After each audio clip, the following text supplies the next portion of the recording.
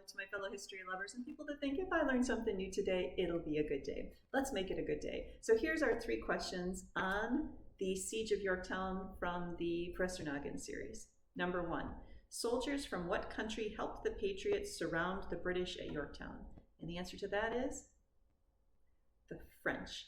And in fact, I just learned there were actually more French soldiers on the battle and at the Battle of Yorktown than there were Continental soldiers.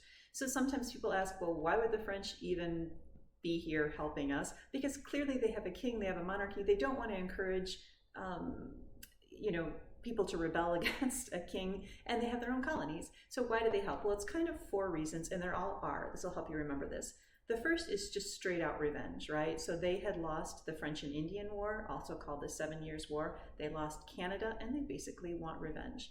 Number 2, Britain is a great rival to them, both in terms of trade and naval power, and anything that they can do, they being the French, to undercut Britain's power, and certainly helping create this big revolution that suddenly distracts the British and they have to deal with this.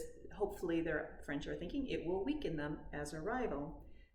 Third R is going to be restore, because what they're thinking is they want to restore their own place as a superpower in the world. And interestingly, there was a painting I showed you from when I was at the Museum of the American Revolution in Philadelphia, and it's the famous painting of the Battle of Yorktown.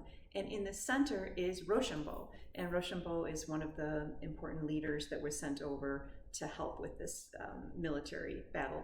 And he's in the center, like with Washington to the side and things, and you think, well, why? But it turns out that Versailles, the French, commissioned the painting, and they put it in their Hall of Battles, like their great victory battles, because again, they're trying to restore their own glory as a military country.